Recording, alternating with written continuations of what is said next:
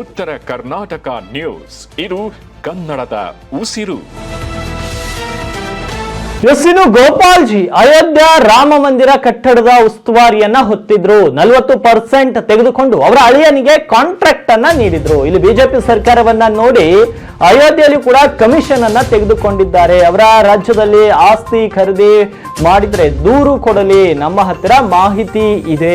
ಇವತ್ತು trust meeting ಇರೋದು ಯಾವ ವಿಚಾರಕ್ಕೆ? ಚಂಪತ್ ರಾಯ್, ಗೋಪಾಲ್ಜಿ, ಮಿಶ್ರಾ ರಾಜೀನಾಮೆ ಬಗ್ಗೆ ಅಲ್ವಾ? ಇವರೆಲ್ಲ ಯಾರು? ಎಲ್ಲಿಂದ ಟ್ರೈನಿಂಗ್ ತೆಗೆದುಕೊಂಡು ಬಂದಿದ್ದಾರೆ? RSS ನಿಂದ ಟ್ರೈನಿಂಗ್ ತಗೊಂಡು ಬಂದಿದ್ದಾರೆ ತಾನೆ ಅಂತ ಪ್ರಿಯಾಂಕ್ ಖರ್ಗೆ ಹೇಳಿದ್ದಾರೆ. ಇನ್ನು ರಾಜ್ಯದಲ್ಲಿ ಪಥಸಂಚಲನಕ್ಕೂ ಅನುಮತಿ ಕಡ್ಡಾಯ. RSS ನವರು ಅನುಮತಿ ತೆಗೆದುಕೊಳ್ಬೇಕು. ಜಸ್ಟ್ ಇವಾಗ ಮೋಹನ್ ಭಾಗವತ್ ಅವರಿಗೆ ಪತ್ರ ಬರೆದಿದ್ದೇನೆ. ಇಷ್ಟೊಂದು ಅವಸರ ಯಾಕೆ? 100 ವರ್ಷದ ಸಂಘಟನೆ, ಕಾಗದಗಳು ಎಲ್ಲೋ ಇರಬಹುದು, ಹುಡುಕಾಡುತ್ತಿದ್ದಾರೆ, ಹುಡುಕಿಕೊಂಡು ಬರಲಿ. ಇಷ್ಟು ಕೇಳಿದ್ದಕ್ಕೆ ನನ್ನ ವೈಯಕ್ತಿಕ ಮಾಹಿತಿ ಕೆದಕುತ್ತಿದ್ದಾರೆ. ಪ್ರಿಯಾಂಕ್ ಯಾರು? ಯಾರನ್ನ ಮದುವೆ ಆಗಿದ್ದ? ಮಕ್ಕಳು ಯಾರು? ಪ್ರಿಯಾಂಕ್ ಕಪ್ಪಗಿದಾನ, ಬೆಳಗಿದಾನ? ಇವೆಲ್ಲವೂ ಕೂಡ ಕೆದಕುತ್ತಿದ್ದಾರೆ. ಕೆದಕಲಿ, ಇದಕ್ಕೆಲ್ಲ ನಾನು ಹೆದರೋ ವ್ಯಕ್ತಿ ಅಲ್ಲ ಅಂತ ಪ್ರಿಯಾಂಕ್ ಖರ್ಗೆ ಹೇಳಿರುವಂಥದ್ದು. ಪಿಕ್ಚರ್ ಬಾಕಿ ಹೇ. ಈಗ ನಾನಿರ್ಬೋದು, ಅವರಿರ್ಬೋದು, ಇವರೇ ಎಲ್ಲರೂ ಕೂಡ ಕಾನೂನಿಗೆ ತಲೆ ಬಾಗ್ಲೇಬೇಕಾ? ನಾನು ಪತ್ರ ಬರೆದಿದ್ದೀನಿ. 100 ವರ್ಷದ ಎಲ್ಲೋ ಕಾಗದಲ್ಲಿ ಇಲ್ಲಿ ಇರ್ಬೋದು, ಹುಡುಕ್ತಾ ಇರ್ತಾರೆ. ಈಗ ಪಾಪ ಪಾಕಿಸ್ತಾನ ಬಗ್ಗೆ ಮಾತಾಡ್ತಾರೆ, ಆರ್ಥಿಕ ವ್ಯವಸ್ಥೆ ಬಗ್ಗೆ ಮಾತಾಡ್ತಾರೆ, ರಾಮ ಮಂದಿರ ಬಗ್ಗೆ ಮಾತಾಡೋದಿಲ್ಲ, ಅವ್ರ ಅಸ್ತಿತ್ವದ ಬಗ್ಗೆ ಮಾತಾಡೋದಿಲ್ಲ. ಸಿಂಪಲ್ ಕ್ವೆಶ್ಚನ್ ಕೇಳ್ತಾ ಇದ್ದೀನಿ ಸರ್. 52 ವರ್ಷ ಯಾಕ್ರಿ ನೀವು ಬಾವುಟ ಆರಿಸಿಲ್ಲ? ಸಂವಿಧಾನ ಯಾಕೆ ಬೇಡ ಅಂದಿಲ್ಲ? ಯಾಕೆ ಒಂದೇ ಸಮಾಜದವ್ರು ಮಾತ್ರ ನಿಮ್ಮ ಸರ್ಸಂಚಾಲಕ ಆಗ್ತಾರೆ? ಯಾಕೆ ನಿಮ್ಮ ಮಹಿಳೆಯರಂದರೆ ನಿಮಗೆ ಇಷ್ಟ, ಅವರ ಸಂಘಟನೆಯಲ್ಲಿ ಪಾಲ್ಗೊಳ್ಳೋಕ್ಕಾಗೋದಿಲ್ಲ? ನೋಂದಣಿಯಲ್ಲಿದೆ, ಅಷ್ಟೇ ಕೇಳ್ತಾ ಇದ್ದೀನಿ. ಸಹಜವಾಗಿ ಆಗುತ್ತೆ, ಯಾಕಂದರೆ ಸಾಕಷ್ಟು ಜನರು 2 ವರ್ಷ ಮುಗಿಸಿದ್ದಾರೆ.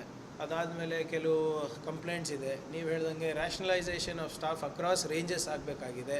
ಮತ್ತು ಭಾಳ ಜನ ನಾನ್ ಎಕ್ಸಿಕ್ಯೂಟಿವ್ನಲ್ಲೇ ಇದ್ದಾರೆ. ಕೆಲವು ಜನ ಸಿಟಿ ಬಿಟ್ಟು ಹೋಗಿಲ್ಲ, ಕೆಲವು ಜನ ಎಕ್ಸಿಕ್ಯೂಟಿವ್ನಲ್ಲಿ ಭಾಳ ವರ್ಷದಿಂದ ಇದ್ದಾರೆ. ಸೊ ಇವೆಲ್ಲನೂ ಸ್ವಲ್ಪ ಬದಲಾವಣೆ ತರಬೇಕು ಅಂತ ಮುಖ್ಯಮಂತ್ರಿಗಳದ್ದು ಇದೆ. ಎಲ್ಲ PC ಇಂದ ಹಿಡ್ಕೊಂಡು IPS ತನಕ.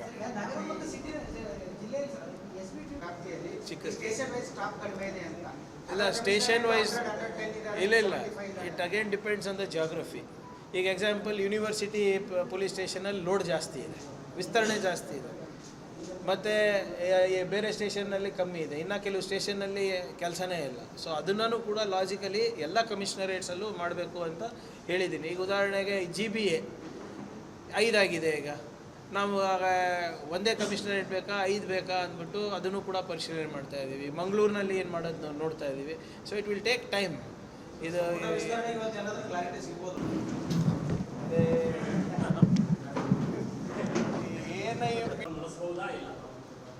ಯಾವುದು ಇಟ್ ಡಿಪೆಂಡ್ಸ್ ಎಲ್ಲಿ ಏನು ಉದ್ದೇಶ ಏನು ತಿಳಿಸಿ. ಅದನ್ನೂ ಇದೆ. ನಾವು ಕೋರ್ಟಲ್ಲಿ ನಾವು ಏನು ಸಬ್ಮಿಟ್ ಮಾಡಿದ್ದೀವಿ, RCB ಕಾಲ್ ತುಳ್ತಾ ಆದಮೇಲೆ ಅದನ್ನು ಸಬ್ಮಿಟ್ ಮಾಡಿದ್ದೀವಿ. ಉದ್ದೇಶ ಏನು, ಯಾಕೆ ಬರ್ತಾ ಇದ್ದೀರಾ, ಏನು ಮಾಡ್ತಿದ್ದೀರಾ, ಎಷ್ಟು ಜನ ಸೇರ್ತಾ ಇದ್ದೀರಾ, ಜನ ಎಲ್ಲೆಲ್ಲಿಂದ ಬರ್ಬೋದು, ನಿಮ್ಮ ಸಂಘಟನೆ ಎಲ್ಲಿದೆ, ಅದರ ಅಡ್ರೆಸ್ ಎಲ್ಲಿದೆ, ಎಷ್ಟು ವೆಹಿಕಲ್ ಬರುತ್ತೆ, ಎಲ್ಲಿಂದ ಬರುತ್ತೆ, ಮತ್ತು ಅಲ್ಲಿ ಏನಾದರೂ ಕ್ರೌಡ್ ಕಂಟ್ರೋಲ್ ಆಗಿಲ್ಲ ಅಂದರೆ ಯಾರು ಜವಾಬ್ದಾರಿ ಕೊಟ್ಟಿದ್ದಾರೆ. ಸ್ವಲ್ಪ 2 ವಾರದಲ್ಲಿ ಏನೇನು ಮಾಡ್ಬೋದು, ಸ್ವಲ್ಪ ಟೈಮ್ ಕೊಡಿ, ಮಾಡ್ಸೋಣ ಅಂತ.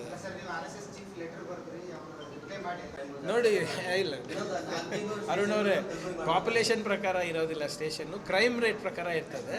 ಅದನ್ನು NCRB ಸೆಂಟ್ರಲ್ ಗೌರ್ಮೆಂಟ್ ಇದ್ರ ಪ್ರಕಾರ ಇರ್ತದೆ. ನಾವು ಸ್ಟೇಷನ್ ಈಗ ನಾವು ಹೆಂಗೆ ಬೇರೆ ಇಲಾಖೆನಲ್ಲಿ ನಾವು ಹಾಸ್ಟೆಲ್ಗಳು ಜಾಸ್ತಿ ಮಾಡ್ತೀವಿ ಅಂದ ತಕ್ಷಣ ನಾವು ಸ್ಟೇಷನ್ಗಳು ಜಾಸ್ತಿ ಮಾಡೋಕ್ಕಾಗಲ್ಲ. ಕ್ರೈಮ್ ರೇಟ್ ಮೇಲೆ ಡಿಪೆಂಡ್ ಆಗ್ತದೆ. ಅದನ್ನು ಕೂಡ ನಾವು ವೈಜ್ಞಾನಿಕವಾಗಿ ಪರಿಶೀಲನೆ ಮಾಡೋಕ್ಕೆ ಹೇಳಿದ್ದೀನಿ. Population versus crime rate versus number of personnel. ಸ್ಟೇಷನ್ನೇ ಬೇಕಂತ ಇಲ್ಲ, ನಮಗೆ ಸಿಬ್ಬಂದಿಗಳು ಕೂಡ ಈಗ ನಾವು ಬಂದ ತಕ್ಷಣ ಈಗ ಸುಮಾರು 7,000 ಸಿಬ್ಬಂದಿಗಳಿಗೆ ನಾವು ಅವಕಾಶವನ್ನು ನಾವು ರೆಕ್ರೂಟ್ಮೆಂಟಿಗೆ ನಾವು ಬರೆದಿದ್ದೀವಿ. ಡೇಟ್ ಅನೌನ್ಸ್ ಆಗಿದೆ. ಇನ್ನೂ ಒಂದು 5-6 ಸಾವಿರ ಕೂಡ ಬೈ ನೆಕ್ಸ್ಟ್ ಮಂತ್ ಎಂಡ್ ಆಗುತ್ತೆ. So right from PC to PSI. ಇಲ್ಲ, ಇಲ್ಲೀಗಲ್ ಮಾಡಬಾರ್ದು ರೇ. ಯಾರು ಈಗ ನಾನು ಹೇಳಿದ ತಕ್ಷಣ ಇಲ್ಲಿಗಲ್ ಆಗುತ್ತೆ, ಇಲ್ಲಿಗಲ್ ಆಗುತ್ತೆ ಅಂತಲ್ಲ, ಅವ್ರ ವಿವೇಚನೆ ಇಲ್ವಾ ಅಧಿಕಾರಿಗಳಿಗೆ? ಅದು ಯಾವುದು ಗಮನಕ್ಕೆ ಬಂದರೆ ವಿ ವಿಲ್ ಟೇಕ್ ಆ್ಯಕ್ಷನ್. ಹೌದು, ಈಗ ಅದು ನಾನು ನಾಡಿದ್ದು ವೀಕ್ಷಣೆ ಮಾಡ್ತೀನಿ. ಈಗ 7 ತಿಂಗಳ ಹಿಂದೆ ನಾನೇ ಹೋಗಿ ಬಂದಿದ್ದೆ ಅದನ್ನು. ಅವರು ಅವಾಗಿನ್ನ ಕೆಲಸ ನಡೀತಾ ಇತ್ತು. ಅಂಥದ್ದೇನಾದರೂ ಕಳಪೆ ಆಗಿದ್ದರೆ ನಾವು ಆ್ಯಕ್ಷನ್ ತೊಗೋತೀವಿ. ನಿನ್ನೆ ಕೂಡ ಯಾರೋ ಹೇಳ್ತಾ ಇದ್ರು, ಸರ್ ತಾವು ಬಂದು ಹೋದಾದ್ಮೇಲೆ ಸ್ವಲ್ಪ ಕಾಮಗಾರಿ ಚುರುಕೇನೋ ಆಗಿದೆ, ಆದರೆ ಸರಿಯಾಗಿ ಆಗ್ತಾ ಇಲ್ಲ ಅಂದ್ಬಿಟ್ಟು ನಾನು ನೆಕ್ಸ್ಟ್ ವೀಕ್ ಬಂದಾಗ ನಾನೇ ವೀಕ್ಷಣೆ ಮಾಡ್ತೀನಿ. ಇಲ್ಲ, ಅಂಥದ್ದು ಯಾವುದೂ ಆಗ್ಲಿಕ್ಕೆ ಬಿಡೋದಿಲ್ಲ. ವಿ ವಿಲ್ ಟೇಕ್, ನಾನೇ ಹೋಗಿ ವೀಕ್ಷಣೆ ಮಾಡಿ ಬರ್ತೀನಿ ಅಂತ. ನನಗಲ್ಲ, ಅವ್ರ ನೋಡಿ, ಯಾವುದೇ ಸಂಸ್ಥೆ ಇರ್ಬೋದು ಇವರೇ, ಸಕಾರಾತ್ಮಕವಾಗಿ ನಮಗೆ ಟೀಕೆ ಮಾಡಿ ನಮ್ಗೆ ಸಲಹೆ ಕೊಟ್ಟರೆ ನಾವು ಸ್ವಾಗತ ಮಾಡ್ತೀವಿ. ಯಾವುದೇ ಸಂಸ್ಥೆ ಇರ್ಬೋದು, ಅದು ಮಾಧ್ಯಮದ ಮಿತ್ರರಿರ್ಬೋದು, ಅದು ಲೋಕಾಯುಕ್ತ ಇರ್ಬೋದು, ಅಥವಾ ವಿರೋಧ ಪಕ್ಷದವರು ಇರ್ಬೋದು. My job is to give good governance, good administration. ಒಳ್ಳೆ ಸಲಹೆ ಎಲ್ಲಿಂದ ಬಂದ್ರೂ ಕೂಡ ನಾವು ಸ್ವೀಕಾರ ಮಾಡ್ತೀವಿ. So that is not a problem. ಅದೇ ಹೇಳಿದ್ನಲ್ಲ ನಾನು ನಿಮಗೆ. ಇಲ್ಲ, ನಾನು ಹೇಳಿದ್ದೀನಲ್ಲ, ರ್ಯಾಷನಲೈಸ್ ಮಾಡ್ತಾ ಇದ್ದೀವಿ ಪ್ರಿಸನ್ಸ್. We will do.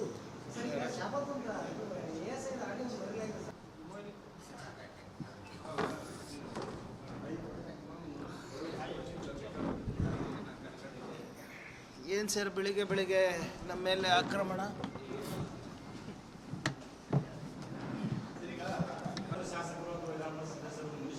ನೋಡಿ, ನಮ್ಮ ಪ್ರಾಮಾಣಿಕ ಪ್ರಯತ್ನ ಆದಷ್ಟು ನಮ್ಮ ಜನರಿಗೆ ಹೆಚ್ಚು ಪ್ರಾತಿನಿಧ್ಯತೆ ಕೊಡಲಿಕ್ಕೆ ನಮ್ಮ ಶ್ರಮ ಇರುತ್ತೆ. ಕಲಬುರಗಿ ಇರ್ಬೋದು, ಕಲ್ಯಾಣ ಕರ್ನಾಟಕ ಇರ್ಬೋದು, ನಮ್ಮ ಬೇಡಿಕೆ ಹೈಕಮಾಂಡ್ನಲ್ಲಿ ಯಾವಾಗಲೂ ಇರ್ತದೆ. ಅದರಲ್ಲಿ ಯಾರನ್ನ ಆಗಲಿ, ಬಟ್ ಹೆಚ್ಚು ನಮಗೆ ರೆಪ್ರೆಸೆಂಟೇಷನ್ ಸಿಗ್ತರೆ ನಮ್ಮ ಭಾಗಕ್ಕೆ, ಆ ಇಲಾಖೆಯಿಂದ ಹೆಚ್ಚು ನಮಗೆ ಅನುಕೂಲ ಆಗುತ್ತೆ ಅಂತ ಅಷ್ಟೆ. Thank you sir.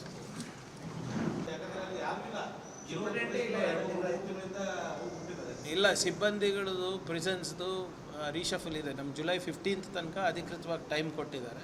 ಸೊ ಈ ತಿಂಗಳ ಒಳಗಡೆ ರ್ಯಾಷನಲೈಸಿಂಗ್ ಆಫ್ ಸ್ಟಾಫ್ ಆಗುತ್ತೆ ಪ್ರಿಸನ್ಸ್ದು.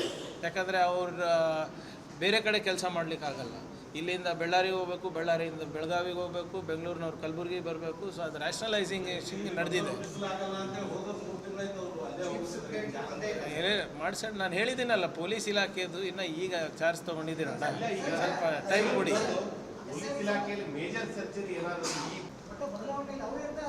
ಅದನ್ನು ಕೂಡ ಒಂದು ಆಗ್ತದೆ. ಈಗ ಈ ತಿಂಗಳ ಅಂತ್ಯದಲ್ಲಿ ಕೆಲವರು ನಿಯಮಗಳನ್ನು ನಾನು ತರ್ತಾ ಇದ್ದೀನಿ. ಅದು ಚರ್ಚೆಗೆ ಆಗಲೇ ಅದನ್ನು ಒಂದು 8 ಸಲಹೆಗಳನ್ನು ನಾನು ಆಗಲೇ ನೀಡಿದ್ದೀನಿ.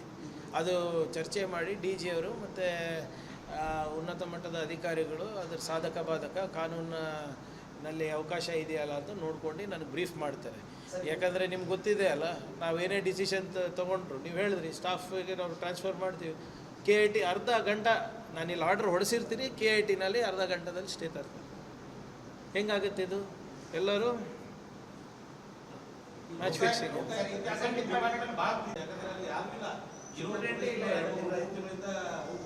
ಇಲ್ಲ, ಸಿಬ್ಬಂದಿಗಳದು ಪ್ರಿಸನ್ಸ್ದು ರೀಶಫಲ್ ಇದೆ. ನಮ್ಮ ಜುಲೈ 15th ತನಕ ಅಧಿಕೃತವಾಗಿ ಟೈಮ್ ಕೊಟ್ಟಿದ್ದಾರೆ.